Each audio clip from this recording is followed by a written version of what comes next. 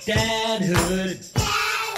Modern Dadhood podcast. Hey, man. How you doing? What's going on, buddy? Seriously, how you doing? I'm okay. Ockies. This is not a... All right, let's start it over. This is not a cry for help. Let's start it over in a sincere way. Hold on. Give me 1 second. Define sincere. All right, I'll try it. Hey, man. What's up, dude? Good evening. How are you, sir, on this fine Tuesday evening, late in the evening? I'm good. I feel good.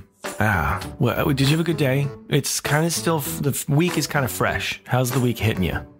It's fine. It's fine. For anybody outside of New England, we here in the Maine and New Hampshire areas got just inundated with snow, buried in snow, much later than it usually comes, but way later. There's a lot of snow out there. It's been cold. Yeah, we were wondering where the hell it was. We're also getting another storm, so brace yourselves. Actually, by the time this comes out, this storm will have passed. When what comes out? I hope you fared well. This episode. Oh my God, we're doing an episode right now. This episode of Modern Dadhood, the podcast. What do you think about that? Am I being sincere yet? I felt the authenticity. And what is Modern Dadhood? Well, as you well know, it's an ongoing conversation about the joys, the challenges, and the general insanity of being a dad in this moment. And you are? Just one of the two dinks that that host this podcast. My name's Mark Checkett, and I'm a dad to twin boy. Well, they're going to be 6 in really 1 month from now. What about you? My name's Adam Flaherty, and I'm a dad as well. My 2 daughters are knocking on the door of 10 and 7. Having a kid that's 10 years old flips me out. And it also feels really weird because when we started this podcast, she was like 6. Okay, well, this is interesting. We're coming up on a point in which my kids are now finally the age that your kid, my oldest was kid, when we started. Yeah. Oh, that's maybe we should do something fun for that. We'll think on that. Well, anyway, Modern Dadhood, you can find every episode of our podcast on Apple or Amazon or Spotify, Pocket wherever Casts, you listen. Overpods, any Underpods. Of them. Mark, any of them. Yeah. But also at moderndadhood.com, where you can search by a guest name or a topic. All the episodes live there. Subscribe wherever you listen, please. And if it's not too much to ask, just take a second to leave us a review. 4 or 5 words. Anything helps. We got a good one today. Do we? I haven't prepared for it, so... He is an actor and a comedian. His name is George Basil, and he's going to join us shortly. And I'll rattle off some of the things that he's been in, and you'll go, hey, I've seen that guy. Well, I'm looking forward to George joining us in a few minutes. I think it's going to be just chock full of laughs. And I am excited for George's hair to join us. He does have a beautiful head of hair. There's no denying it. It's an absolute, just gorgeous shock of luscious hair. So we got that coming up in just a few minutes. He's literally going to be here in a few minutes.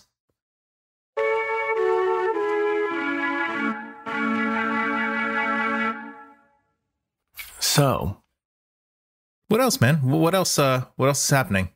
What else is happening? You ever have one of those days where someone says, "So what else is happening?"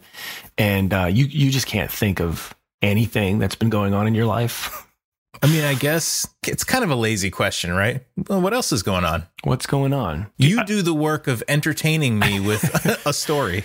Well, it reminds me of, like, we try to sit down and eat dinner all together as a family every night. Yeah. And, there's monotony, you can find yourself sort of not always fully present in moments like that. And it's easy to see your kids after a day at school and just be like, how was school? Which is the same kind of lazy question as opposed to really poking in there and asking specifics. Totally. I will usually try to interrupt by asking something like, what's something that really made you laugh at school today? Oh, yeah. That's or a nice like, one. what's something crazy that happened? Or, is it and I usually try to keep it positive, but, ask them a question that forces them to think for a minute and hopefully, and still it's usually like, I don't know. But, but I'm like, at least I'm trying. Yeah. We get, one of the things we get a lot when we go the positive route, with questions like that is usually we just get recess or at recess and then some story that kind of winds on forever and ever. Yeah. Once in a while, I will ask, can you tell us about a time today where maybe you had like a problem and you needed some help? Mm-hmm. That's great. And then we'll go into whether or not they got the help or if they still need help, that kind of stuff. That's a great question, a great sort of prompt to get them thinking. When you said something about sitting down to dinner, my issue lately, sometimes Sarah and I look at each other when things get hectic, especially at dinner, and we signal to each other like we're exiting our bodies, like our soul is leaving our body, just to escape for a few minutes, because we sit down and like you guys, we try to have dinner together and our kids are just talking to each other and they get each other laughing and then they're up like dancing around. Oh God. And it's like chaos. And all we want is to have like a calm, like conversation with them. Yeah. And instead they are just overpowering it with silliness. And on one hand, it's like, I'm glad they're having fun together. Happy. But on the other hand, it's like, take a breath. Like, can this be a sacred place where we can just talk for a few minutes? Yeah. Well, and the irony there is that like you sit down wanting that it goes a different direction and then you try to sort of course correct. And then maybe some days things kind of get a little bit further out of hand and you just end up getting a little frustrated in the course correcting, trying to get it back to something. And then it ends up the absolute opposite of where you had hoped it would go from the beginning. That happens to us, I think, maybe far too often. And it's like the end of the day and they're exhausted. And so you say the wrong thing and it ends up causing tears and then there's no fixing that. Yeah. There's no going back, but that's just part of the insanity of kids at almost any age, I guess. Okay, I don't mean to rush us along, but we do have George Basil now in the waiting room here, and I want to let him into the recording and get into it. But I want to tell our listeners, dads and moms, if you haven't seen Crashing on HBO, Sarah and I just finished watching it for the second time. We watched it once a few years ago. It is the story of Pete Holmes, a comedian who I adore, and it's this semi-biographical, semi-fictionalized story of Pete coming up in the comedy world in New York City. Awesome show, but George's character, Lief, is technically an antagonist, but he's just such a likable and positive guy. Somebody that you're rooting for, even though you have every reason to dislike him because of what his character has done. That's all I'm going to tell you. If you haven't watched Crashing, watch it. But I fully expect that George brings that same, positivity and likable spirit. I don't think it's just acting. I think that's a big part of who George is. And so let's find out. I think we do the polite thing and let him in. Enough yakking. What do you say?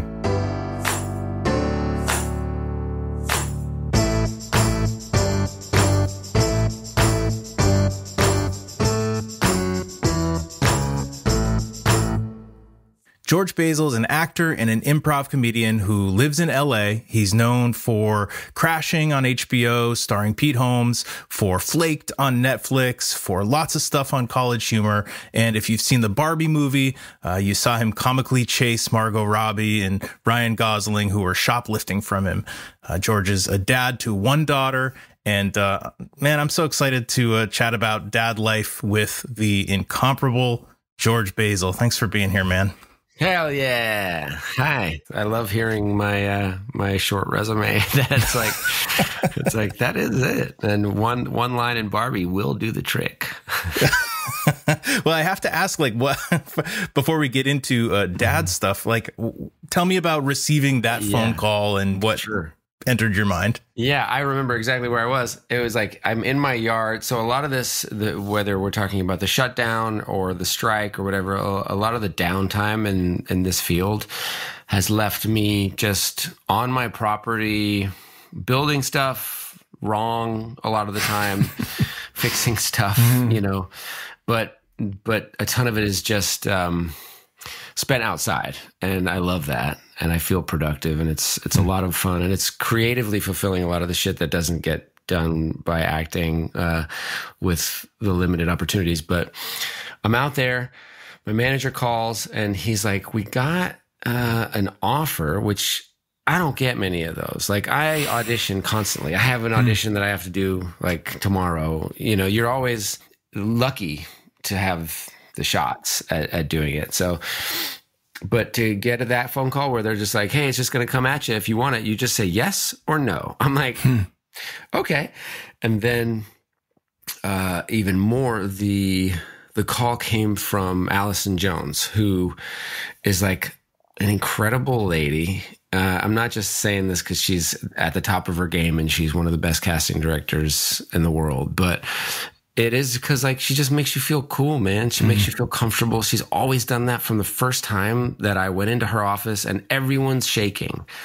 Regardless of how much preparation you've done or how talented you are, you're scared shitless because it's the lady. It's like her, she does so much stuff. So yeah, the offer came, and she said that Greta Gerwig typically has some room for improv and this and that, and I was just like, yeah. I was like, you could call and ask me to move a piano from a 3rd-story walk-up, and I'm going to come. I'm there. I'll do it. Yeah. So it was cool that it came that way. It made me feel really special. And then the day that we shot it, we didn't improvise at all. It was just like, it's the one line, it's the line. And then there's just like, okay, and now, so the stars have to go and do this now. And it was like, my day was over, but it's really cool. I was told that Greta allows for improv, actually. So I'd like to run this a couple more times. Yeah. I keep calling cut in the middle of the scene. It's like, no, you know what? Cut. So with, I'm just going to stay on Barbie for a second. How old is your daughter? Like, where is she in an age range? Is Barbie a thing that she knows about, was excited about, was on her radar? Yeah. Oh, for sure. Yeah. She's 15 years old, and okay. That's crazy. I don't know if either of you have teenagers, but no, not yet. It's great and it's crazy. Also, it's just like, to reach that point in your life where you're like, I am a dad of a teen woman. It's extreme. But wow. As far as Barbie being on her radar, it was because the entire planet was ready and looking for it. It just didn't fall into, she never really played with dolls. She was always kind of freaked out by dolls. We would play Teenage Mutant Ninja Turtles. She was much more of an action figure kid. And so, yeah, she didn't have that deep love of Barbie, but we went and saw it together. And it is really kind of the best feeling. Even though I'm a cool dude now to you guys, I'm a doofus to her, and she could give a shit. She doesn't care. That's hard to make her laugh. I've made a room full of people laugh, and I look at her and she's like waiting to go. And so that's it, even with that, it's still like I feel when we're sitting in there watching the movie and my little part comes up and she's just there for me, and she's like proud of her dad. And that's the best, man. I love it. Yeah. That's awesome. Well, we typically like to kind of start these things out by just asking, how's life as a dad? How's fatherhood treating you these days with a 15-year-old? Good questions. We just went on a trip to the East Coast to be with my family for a good amount of time. She was there for 2 weeks. I stayed an additional week. But traveling with her has always been something I do a lot, and I just love it.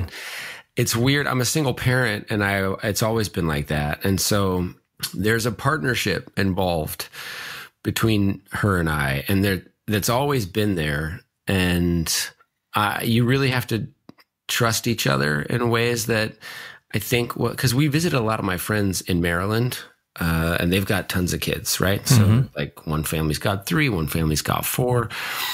And I would see that in a household where it's like the traditional family unit is there, right? You have the nuclear family going on. Kids can kind of, because they're always adapting and trying to figure out how to manipulate in new ways, they really figure out new stuff. And sometimes it can get muddy, and I'm like, wait a second, my daughter would never talk to me like that. That's crazy. We can't talk to each other like that. We rely on each other kind of too much to ever turn that far away. But I love that about the relationship. And I don't know if it's healthy or not, but I don't care. I love the term partnership. I feel like I've not really, heard anybody kind of describe the relationship with their kids in that way before. But there's something really interesting about that I like. Yeah. I'm just always trying to figure it out. I haven't really done a lot of reading in regards to parenting or whether it's traditional or non-traditional techniques. I don't really know. I'm just feeling it out, and I'm doing my best. I can definitely tell you that sometimes it doesn't work. Those are the ones I remember the most. But the times that it does, it feels like the perfect pair, and it's really fun and really great. And I've had partners, like adult partners over the years, and they kind of come in and they fill the role of stepmother to some degree, and it's great. I've watched Lula learn from these wonderful ladies and take really cool, interesting lessons and philosophies and stuff from them. But still, when they're not around or when they're no longer, here, it is different. It's like we have a different bond, and it takes a second for it to like reconfigure and get back to its like just us kind of thing. But yeah, I love it, man. She's cool. That's awesome. Do you find that like, over the years when you have had a partner and sort of like brought somebody else into that relationship, that you've been hesitant to do it, or like you've wanted to wait a certain amount of time just for fear of like Lula getting attached to somebody that maybe like it wasn't going to last a long time? Yeah, totally. Yeah, typically the ones that never meet her aren't around for too long. But then it's hard because like I was living with someone for a couple of years when she was, say, 5. I remember that woman. She was lovely. But Lula doesn't remember anything. Like she's just like, I was a kid. I think she got me something. I remember she bought me like a pirate ship one time or something. But funny, and you're like, it's a weird thing to remember, but a very kid memory. Yeah. She's just a very open kid, and then the relationship between them is really fun, and I'm stoked to get to, I guess, give her so many different looks at what a woman can be, or how independent and psycho you can be as a lady. Yeah, there's a spectrum. Yeah. So, did I hear you say right that it's always been that you've been a single dad? Like this goes back to the very beginning? Correct. In the sense that her mom and I were never married. By the time of her delivery, we weren't together anymore. We were living together at the time, but it wasn't, it wasn't that kind of relationship anymore. So we decided we would co-parent and just kind of worked it out from there. And it was up and down, and, you get to a good stable point and you're like, yeah, okay, cool. I could do this. And Lula, it's interesting because my parents are still married. So I don't know the impact of a 2-household upbringing myself. So that's another part of what that partnership comes down to, is it's like, man, I know you're different. I know you're different. I know you've dealt with different stuff. And when you're alone and thinking about your life and stuff, that it comes from a different place entirely. Like, so I'm learning stuff too about, weird teen brain. Yeah, that's so I've got two daughters who are my older's daughter is going to turn 10 in a couple of weeks, and my younger's about to turn 7. And I know that the next 3 to 5 or 10 years, like so much is going to change in both of them. And in some ways I'm really excited for them, but in some ways I'm terrified, for them and for myself and for our relationship. Talk to me about what has changed for you as Lula went from like 10 years old to 15 years old. Did your life completely flip upside down? Yeah. There's no way around it. Yes, it did. It sure did. I'm fucked, right? Sorry, Adam. You are. There's no way around it. And and she's the best. So it doesn't matter how great they are. It seems to be there's a lapse in their, I don't know, like you've watched them develop every step of the way now. And so it becomes almost predictable. And you're like, okay, well, but teen years are just bizarre for everybody for completely different and unique reasons. And for women, which none of us have had to deal with, for that transition, it's like its own thing. And so I've been told a lot of the time, it's like, don't worry, it's going to be odd or it's going to be challenging or whatever. And then it comes back. And so, I'm kind of relying on that to be good advice, and hopefully 18 or 19 it comes back. It really is just for me. It boiled down to like, I remember moments, because she wasn't always with me, as she's with her mom half of the time. So as a kid, she wasn't able to say, for example, M&Ms. It was one of those cute ass things where she'd say M&Ms, and it was the cutest shit I've ever heard. And I just would love it up. I loved it. And then one day she says M&Ms, and I realize that's gone. Something's gone. Thing, like that piece of her childhood is like, she's past it. But man, what she doesn't even remember about it, I am never going to forget. And so we have that as parents. It's like we have that, not burden, but we have that sack stuff it's that I guess, right? My kids are only 6. I have twins. They're going to be turning 6 very soon. That's an episode. Yeah. Yeah. Every day, actually, it's an episode. But it makes me kind of think that, because I know exactly what you mean, right? There are these little things that happen. You love them, they're gone, and then it becomes part of like their story that you carry with you, but not necessarily them. Yeah. And I can only imagine that they're growing up. They're clearly getting older, but you're still seeing so many glimpses of them, even though they're 15 now. Yeah. You're still looking at I see the 5-year-old forever in there, and that's something I'm starting to finally come to realize. But like, man, when you're 15 to 18 or whatever, you just have no idea. You just really have no clue that that's what's going on in perhaps in your parents' head. No way. Yeah. You don't really value that kind of history. You never loved it as much as we did. I mean, you can sit around, you watch your baby, dude, when they're kids, babies.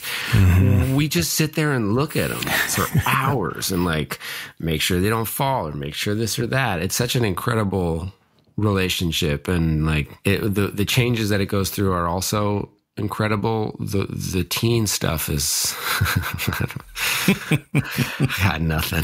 Nothing. We have a book. Can't remember what the name of the book is, but it's about exactly what we were talking about. All of there will be a last time when your kid wants to like hold your hand when they cross the street. There'll be a last time that they turn around and look at you while they're getting on the school bus. And, it's all these like last things. And every time, I haven't read it in a while, but every time I do, I get like overcome with emotion. I'm crying. I'm about to cry just when you saying this stuff. I was going to ask, like, are you an emotional guy when it comes to like reflecting on? Yeah, definitely, man. Definitely. Yeah. There's a few books that get me every time. I can barely watch anything with father-daughter relationship. And if I'm watching it with her, with me, because that's one of the things we do a ton together is watch films. Oh, cool. I'm no good. It's just not. I'm a puddle. I'm like, you know. I've had a few moments like in the last. So my mom passed away like coming up on 3 years ago now, but my girls were old enough that they knew her and had a relationship with her. But like, there's a couple books now. I think my wife and I bought these books for our daughters after my mom died to like help them cope.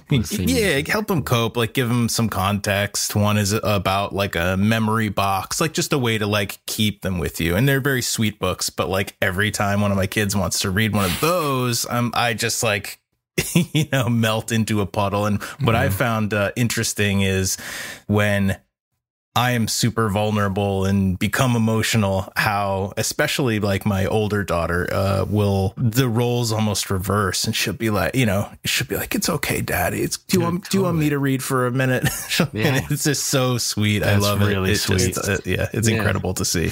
Dude, we're always walking around as parents. So much of our day is administering things for them to do, for how to be, for what to eat, for whatever.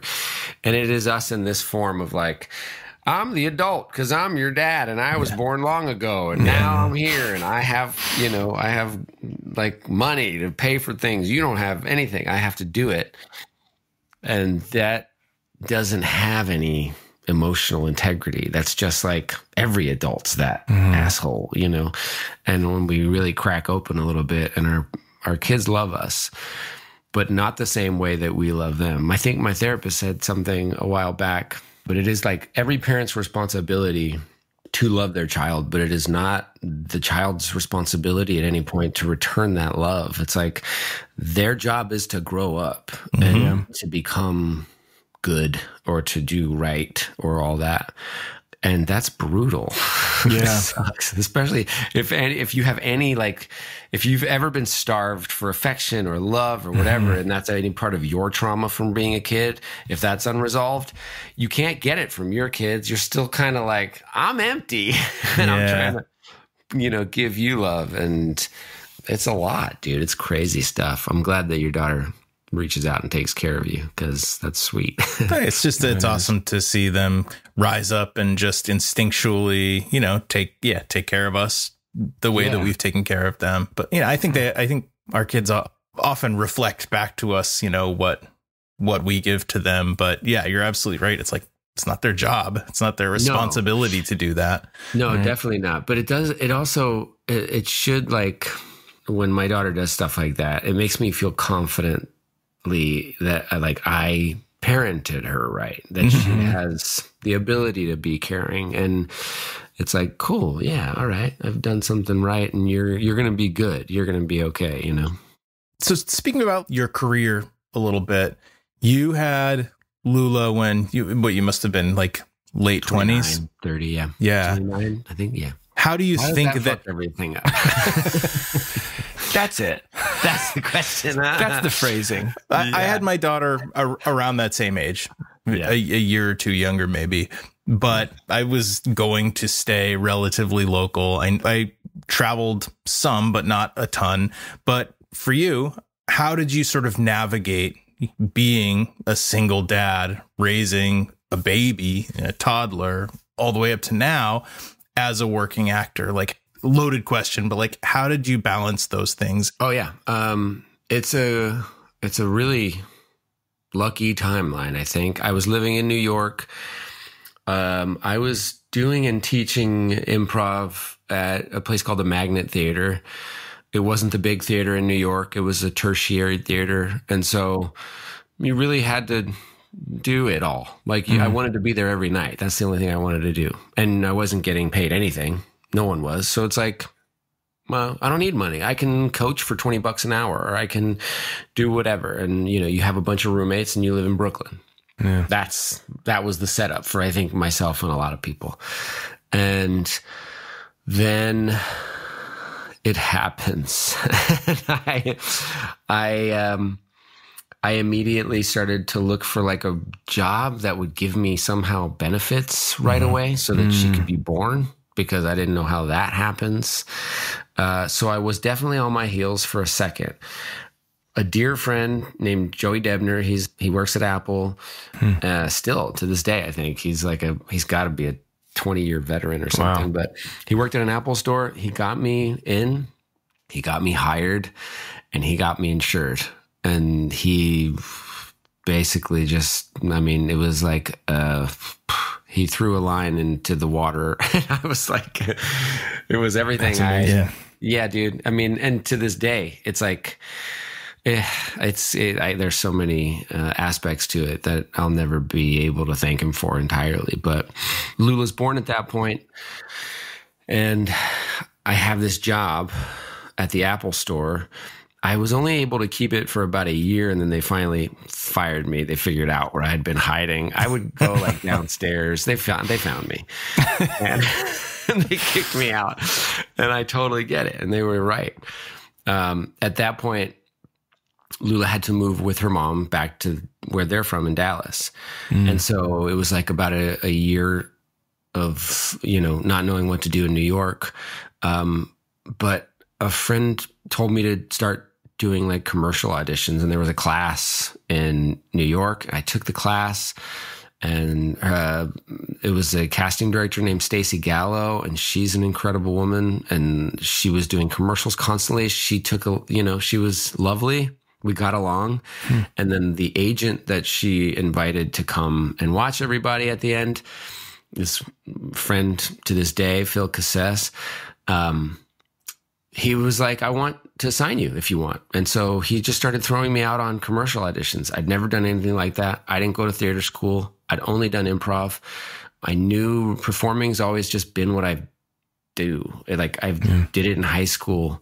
I did it on the street. It was like laughing was my, right hook. And so, I just started getting really lucky, man. I booked one, and it was like a regional network, like a little commercial that they shot upstate one day. And, it was probably like $1,500 or something. Yeah. But I immediately was like, oh, I can do this. This is what I want to be doing. And then I just started going out on commercial auditions, and I booked one, and I booked another one, and I booked another one. And then it was like, I booked one, and it brought me out here.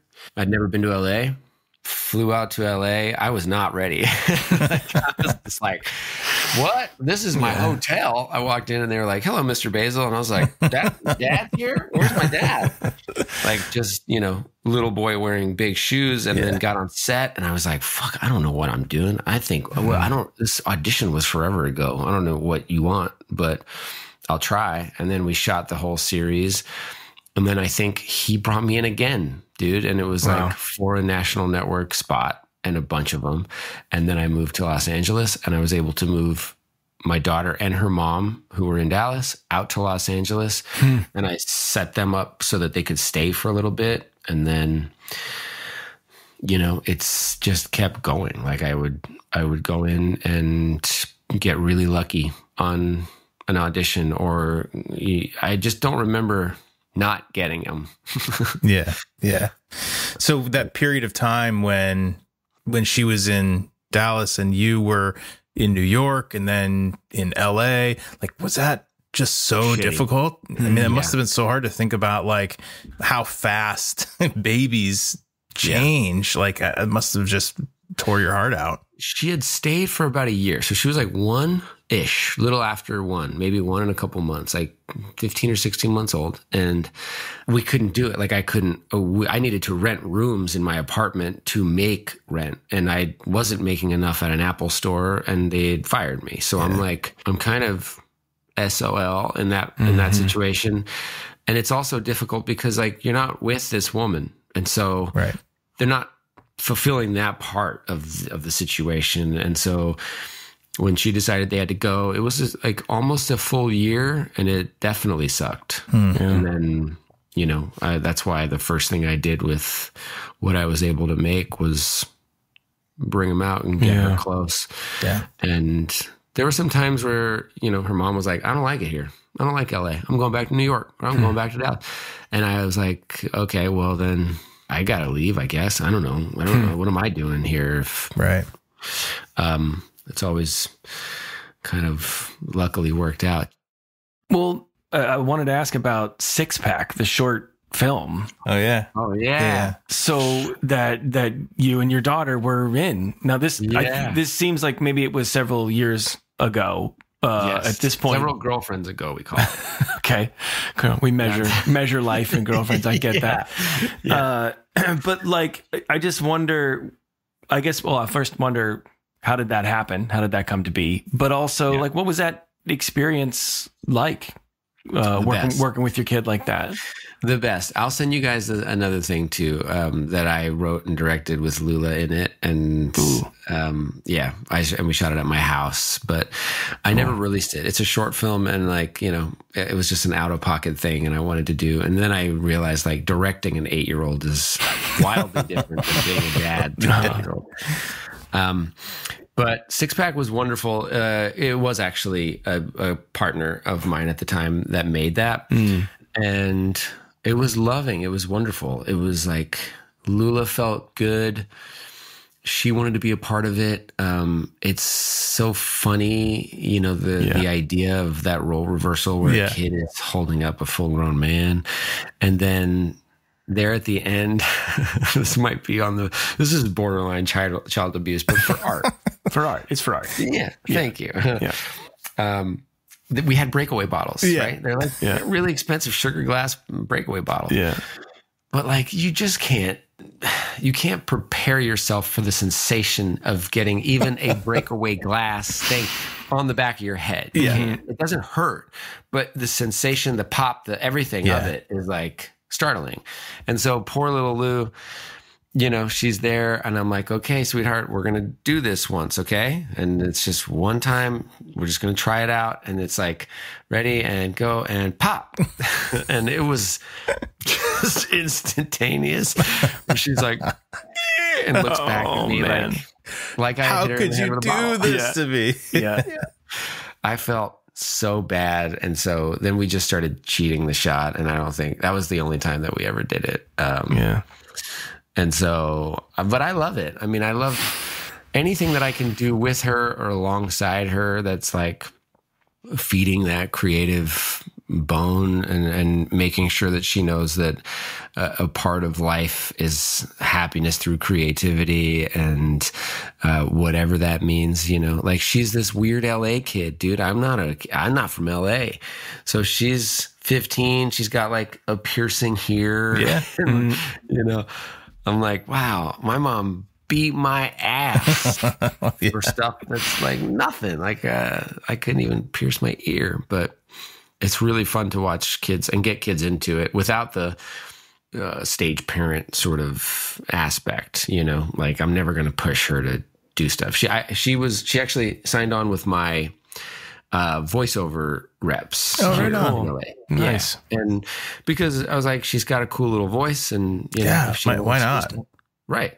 And they liked her. They would send submissions, and then her and I started doing it, and it did have that fun sort of daddy daughter, let's make a silly cartoon because why not? Yeah. But then as she got older, she was like, I'm not getting any of these. Or not booking these or whatever. And I'm like, oh yeah, that's not good. I don't want you starting the insecure notion at all. And then a couple years ago, she was finally just like, yeah, you know what? I'm not that interested in it. And if I ever want to come back to it, I'll let you know. And I was like, okay. And so we don't do that anymore. And that's fine. I think it's a cool experience that she got to have. And absolutely. And I mean, of course you don't want something like that to make your kid insecure, feel like she doesn't have a good voice, or that, there's something that she can't achieve. But, there's also a lesson in there too. It's an opportunity to fail safely. She's doing it alongside you. And I'm sure that she has experienced you auditioning for many things and not getting roles. So, that's part of the business, but yeah. Definitely. Not to say anything. I've worked with a lot of kids on different stuff, and the parents that bring them to set and like watch over them and stuff are great. I've never had a bad experience with them. But when you think of that characterization of adult pushing child in any direction too hard or too focused on something, it's like, obviously we want to stay pretty balanced and not.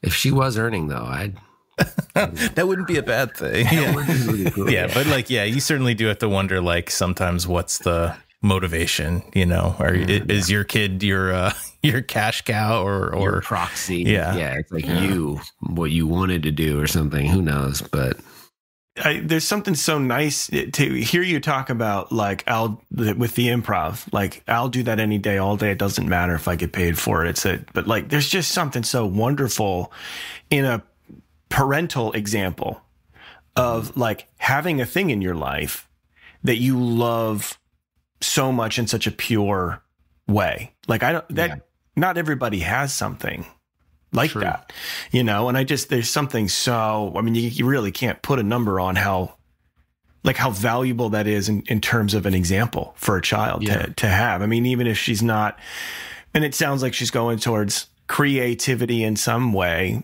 And I think that's such a good route to take to find the thing, that makes you, whatever that feeling is of, fulfilled and yeah.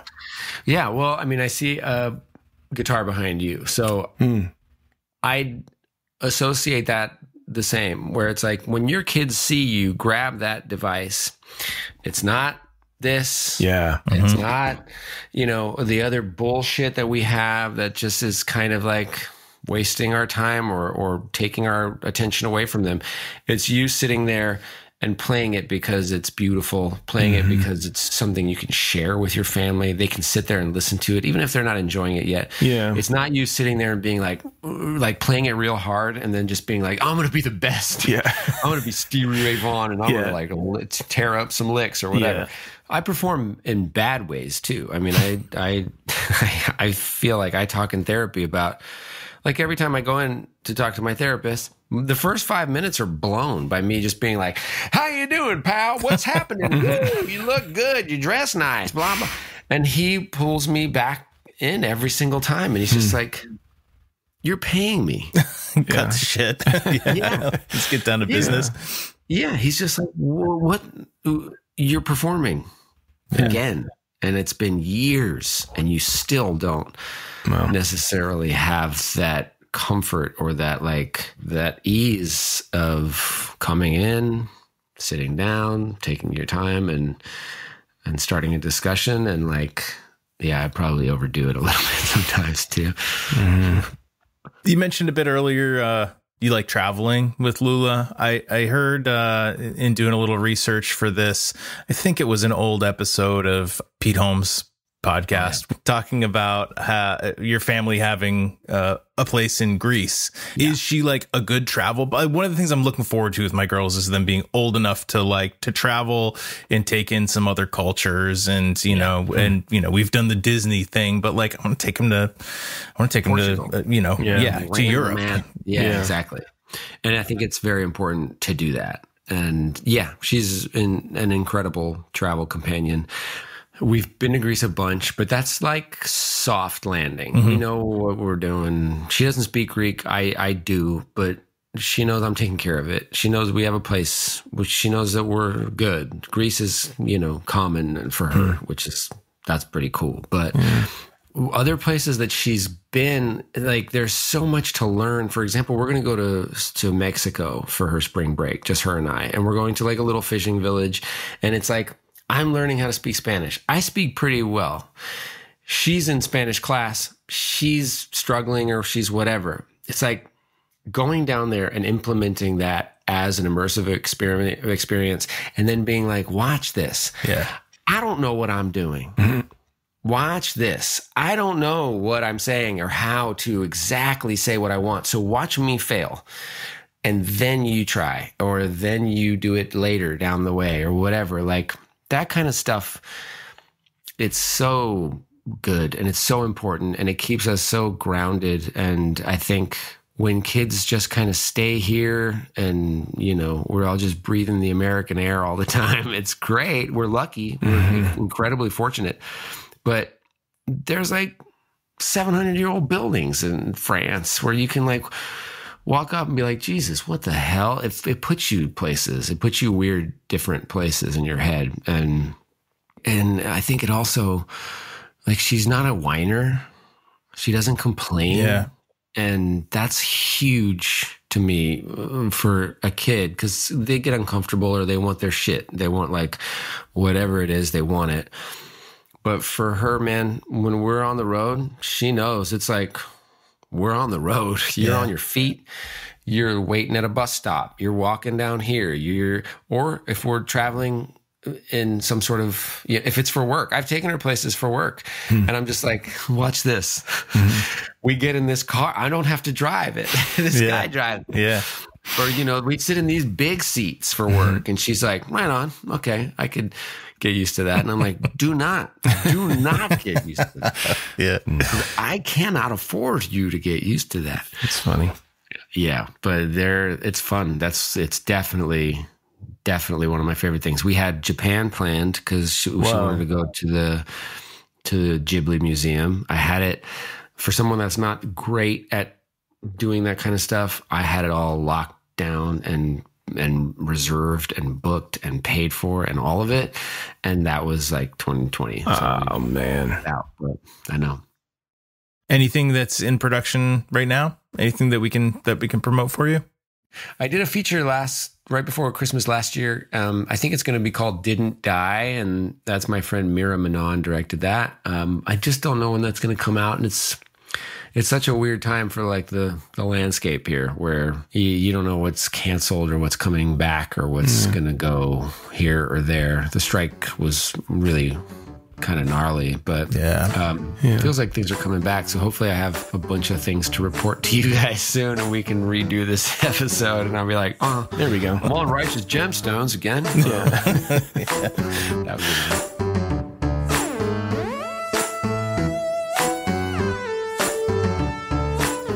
So here we are at the post-interview portion of the show, where we sometimes do one of our world-famous recurring segments. And this time, our guest has graciously accepted our offer to join us for an installment of Confessions.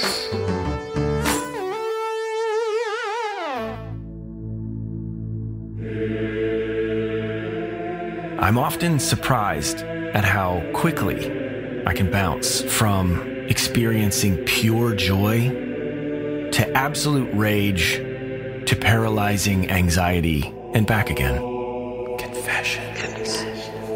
Confessions. The most satisfying thing about the kids getting a Nintendo Switch for Christmas is not the excitement on their faces when they discovered it under the tree. It's the unparalleled joy of absolutely dominating them in a Mario Kart Grand Prix. Confessions. I once told my daughter that a loud toy she had to return home because it had run away from its parents. Confessions.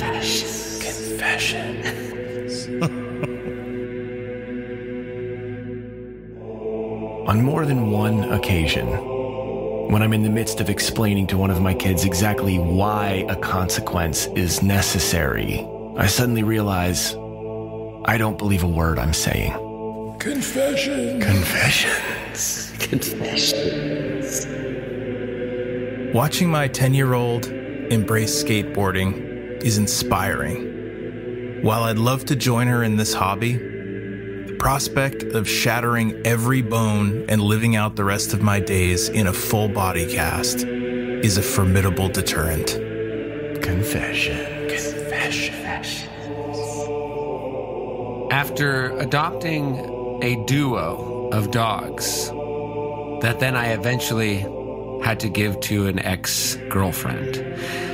I had to tell my daughter the dogs broke up and went to different homes. Confession.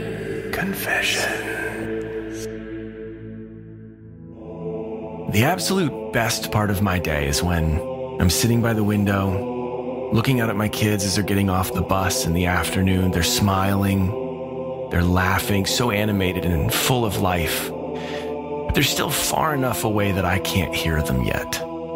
Confession. Tomorrow morning at 6:30 a.m., when my girls wake up, I'll replay the same 15 seconds of the Barbie movie over and over, cheerfully repeating to my kids that I'm now BFFs with the clothing shop owner. Confession.